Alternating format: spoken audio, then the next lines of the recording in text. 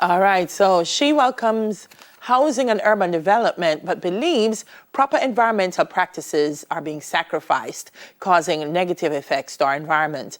Dr. Barbara Carby is the former Director General of the Office of Disaster Preparedness and Emergency Management, the ODPEM, and she joins us now. Hey, morning, Doc. How are you? Morning, Doc. Good morning. Morning, Dahlia. Morning, Neville. Happy to be with you. Yeah, man. Hope all is well with you and the family. Yes, thank you very much, and I hope the same for you. Thank you. Are you surprised? Because I certainly am, that we've been having these discussions about where people build them house and how them do it, and you shouldn't build here and shouldn't build there, and it's still happening. Does that surprise you? It disappoints me rather than surprises me. It's very difficult to achieve change, especially at the national level.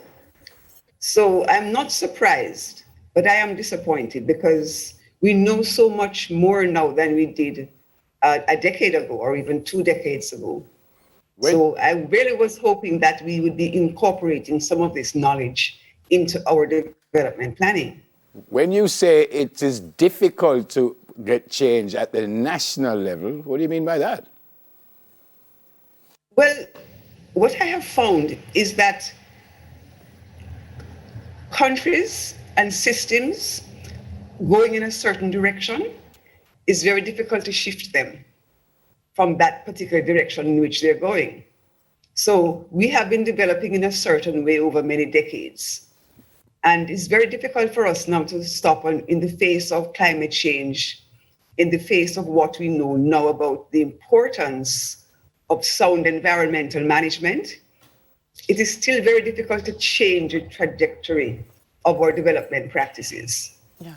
Where's the gap, Dr. Carby? Because, as you said, urban planning should dictate that certain things happen and certain things don't.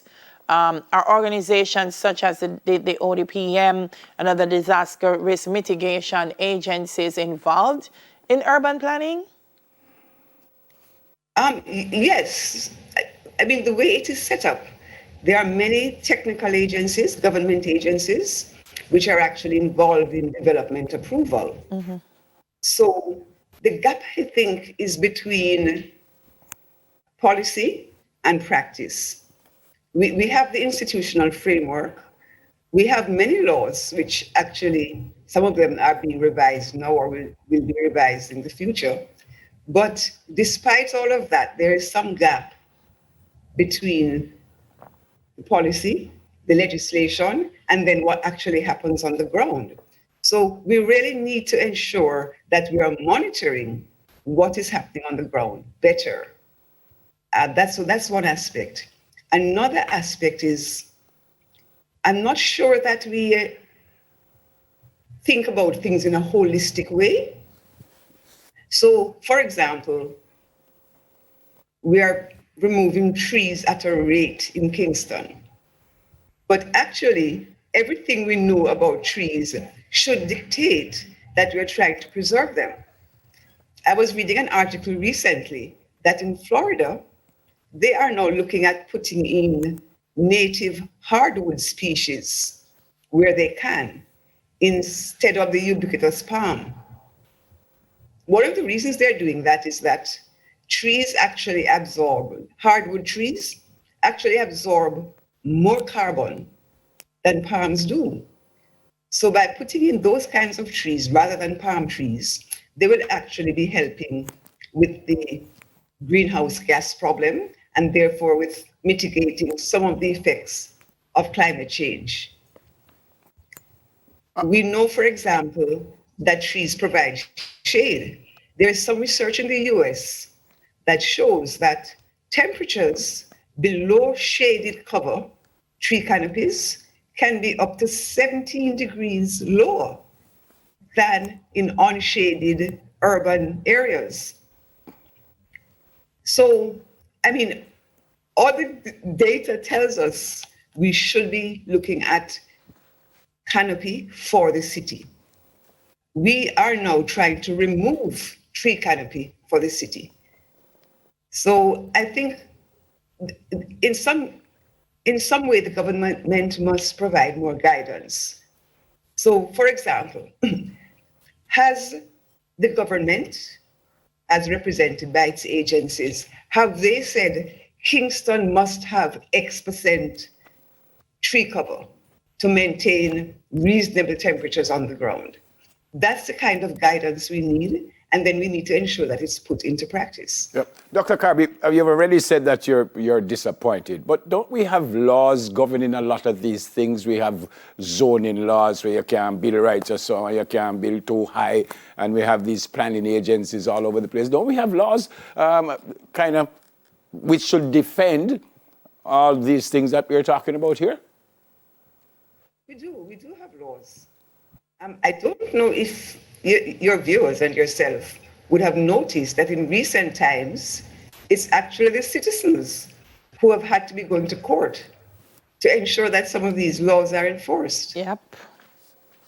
We as citizens need to start taking an interest in development, and we need to start protecting ourselves by seeing that the laws are adequately enforced.